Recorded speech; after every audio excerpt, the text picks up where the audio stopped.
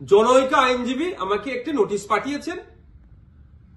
তিনি বলেছেন 48 ঘন্টার মধ্যে যদি তার ক্লায়েন্টকে আমার বক্তব্য দ্বারা নাকি মিসলিড হয়েছে এই মর্মে বক্তব্য প্রত্যাহার, ক্লারিফিকেশন বা তার নোটিশের উত্তর না দিলে আমার বিরুদ্ধে আইনত ব্যবস্থা নেবে।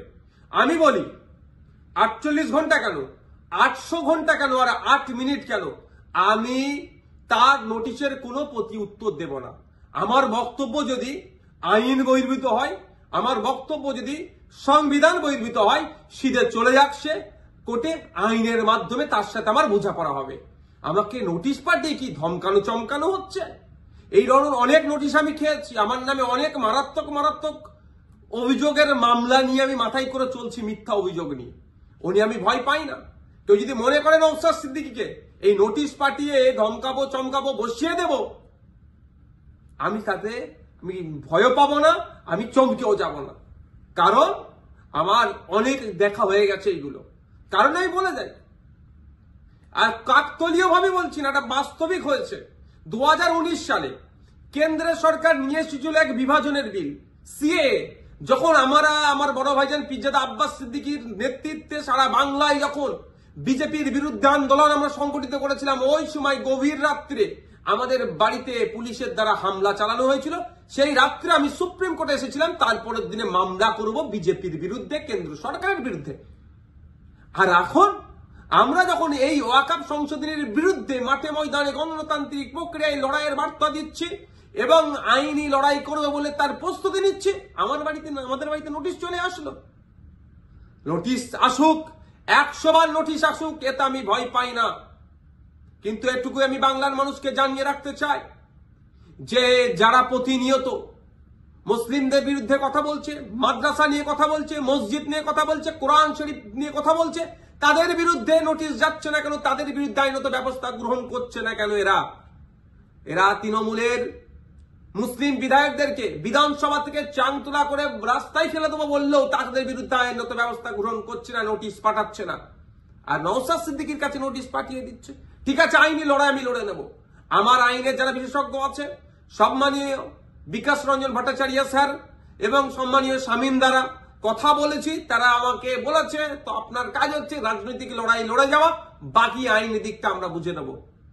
সুতরাং আইনি লড়াই কোর্টে আমিও বুঝে নেব। কিন্তু আমার প্রশ্ন, যারা প্রতিনিয়ত মুসলিম সম্প্রদায়কে, মাদ্রাসা মসজিদকে আক্রমণ করছে, বিষ উগলাচ্ছে, তাদের বক্তব্যতে হিন্দু মুসলমানের মধ্যে যে সম্প্রীতি, যে ঐক্য বাংলায় বিনষ্ট হতে পারে, তাদের বিরুদ্ধে কটা নোটিশ করা হয়েছে, তাদের কজনের বিরুদ্ধে আইনত ব্যবস্থা গ্রহণ করা হয়েছে, বাংলার মানুষ একটা জানবেন, আমিও জানতে চাইছি। শুধু তাই নয়, আমাদের রাজ্য সরকারের যিনি প্রধান মমতা ব্যানার্জি মহাশয়াকে একটা বক্তব্য শুনেছিলাম, কি জঙ্গি যোগ না কি বলে দেখে দিয়েছিল, তখনও চুপ করেছিল। আর নওশাদ সিদ্দিকীর বিরুদ্ধে নোটিশ, ওই নোটিশ পাঠিয়ে আমাকে কেউ ভয় পাওয়াতে পারবে না। বিজেপির এই ওয়াকফ আন্দোলনের বিরুদ্ধে, সংশোধনী যে নিয়ে এসেছে ওয়াকফ, এর বিরুদ্ধে আন্দোলন জারি থাকবে। এই অসাংবিধানিক, অগণতান্ত্রিক এরা যুক্তরাষ্ট্রীয় পরিকাঠামোকে ভেঙে দেওয়ার যে সংশোধনী নিয়ে এসছে, এর বিরুদ্ধে লড়াই জারি থাকবে। যখন আমাকে খোঁচা দিয়েছে, আমি কয়েকটা প্রশ্ন বাংলার মানুষের কাছে তুলে ধরতে চাইছি এবং সর্বোপরি তৃণমূল কংগ্রেসের কাছেও তুলে ধরতে চাইছি, এর উত্তর দিতে হবে। আমরা জানতে পেরেছি বেশ কয়েকজন এমপি পার্লামেন্টে অনুপস্থিত ছিল, তাদের বিরুদ্ধে তৃণমূল কংগ্রেস দলগতভাবে কি ব্যবস্থা গ্রহণ করছে, কি নোটিশ পাঠাচ্ছে, কি শোকজ করছে, তাদের বিরুদ্ধে কি অ্যাকশন নেবে, সেটাও পাবলিক ডোমিনে দিতে হবে এবং কি নিচ্ছে সেটাও যেন জানানো হয়। দ্বিতীয় হচ্ছে, যারা পার্লামেন্টে উপস্থিত ছিলেন, টোটাল আমরা যতটুকু জানা আছে, পার্লামেন্টে দুটো কক্ষ মিলিয়ে, লোকসভা রাজ্যসভা মিলিয়ে তৃণমূল কংগ্রেসের এমপির সংখ্যা প্রায় 42টি। এই 42 জনের মধ্যে কতজন ভোটাভুটিতে অংশগ্রহণ করেছে এবং যারা ভোটাভুটিতে অংশগ্রহণ করেছে কতজন ওয়াকফ সংশোধনী বিলের বিরুদ্ধে ভোট দিয়েছে না অন্য কোথাও ভোট দিয়েছে, সেটাও পাবলিক ডোমিনে পাবলিশ করা হোক, অর্থাৎ জনগণের সামনে তুলে ধরা হোক। তাহলে দুধকে দুধ, পানিকে পানি হবে। নালে এই ধরনের ঘটনা ঘটতে পারে যে উপস্থিত ছিল ভোট দানের সময় এই ওয়াকফ সংশোধনীর পক্ষে, বিরুদ্ধে না ভোট দিয়ে বিজেপিকে সুবিধা করার জন্য তাদের পক্ষে ভোট দিতেও পারে, বিশ্বাস নেই এদেরকে আমার। তাই এই ডেটাটা পাবলিক ডোমিনে দেওয়া হোক। আর 3 নম্বর যেটা, যে 2021 সালে এমএলএ বিধানসভা নির্বাচনের সময় বলেছিল বিজেপিকে আটকাতে হবে, ভোটটা আমাদের দিন তৃণমূল কংগ্রেস। যারা আজকের দিনে এমএলএ তারা বক্তব্য দিতে গিয়ে বলেছিল যে বিজেপির বিরুদ্ধে লড়াই করতে গেলে ওনাকে জিতাতে হবে, ওনাকে জিতিয়েছেন। এখন লড়াই করবে না বিজেপির বিরুদ্ধে, না ঘরে ঢুকে চুপ করে বসে থাকবে? লড়াইটা কেমন ভাবে হবে? গণতান্ত্রিক প্রক্রিয়ায় মাঠে ময়দানে নেবে আন্দোলন সংগঠিত করতে হবে, আর একটা গণতান্ত্রিক প্রক্রিয়ায় আইনের সহযোগিতা নিতে হবে। এই যে বিজেপি ওয়াকফ সংশোধনী বিল নিয়ে এসেছে, এটাকে প্রত্যাহার করার দুটো রাস্তা। একটা হচ্ছে জনগণের চাপ সৃষ্টি করে, যেটা সংখ্যালঘুদের উপরে যে দমনপীড়ন হচ্ছে, ভারতবর্ষের পশ্চিমবাংলায় সংখ্যাগুরু মানুষদেরকে দায়িত্ব নিতে হবে। এই সংখ্যালঘুদের উপরে যে দমনপীড়ন নেমে আসছে সেটাকে প্রোটেক্ট কিভাবে করবে, অর্থাৎ মাঠে ময়দানে সংখ্যালঘু থেকে শুরু করে সংখ্যাগুরুরা মিলে আন্দোলন সংগঠিত করবে, জনপ্রতিনিধিদেরকে সামনে রেখে সাথে নিয়ে একটা দিক। আর একটা হচ্ছে সুপ্রিম কোর্টের দ্বারস্থ হয়ে আইনের মাধ্যমে এই যে নতুন আইন তৈরি করতে চলেছে, এই আইনটাকে রদ করা। এখন আমার বলার বিষয়, পশ্চিমবাংলায় 200-র অধিক তৃণমূল কংগ্রেসের বিধায়ক আছে। সেই সমস্ত বিধায়কদেরকে প্রত্যেকজন যাতে একটা করে মামলা করে তার জন্য প্রস্তুতি নিতে হবে। এবার আমি এটা তৃণমূল কংগ্রেসের সুপ্রিমোকে বলছি, তৃণমূল কংগ্রেসের দলকে বলছি এবং সাধারণ ভোটারদেরকে বলছি। ভোটের সময় কিন্তু এই সমস্ত এমএলএ গুলো প্রার্থী ছিল, তারা বলেছিল বিজেপির বিরুদ্ধে লড়াই করবে।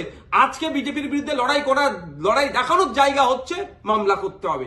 এদের 42 জন রাজ্যসভা লোকসভা মিলিয়ে এমপি আছে, 42 আর এই প্রায় 220টা মতো, 250-র অধিক মামলা কিন্তু তৃণমূল কংগ্রেসকে করতে হবে।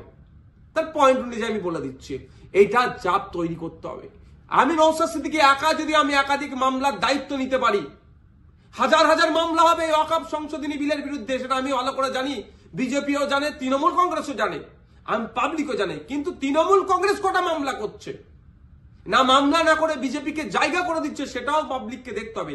ভোটার যারা ভোট দিয়েছিলেন 2021 সালে, যারা ভোট দেননি তৃণমূল কংগ্রেসকেও, কিন্তু আপনার জনপ্রতিনিধি যারা এলাকায় আছে তাদের কাছে তুলুন আওয়াজ যে আপনাদেরকে মামলা করতে হবে।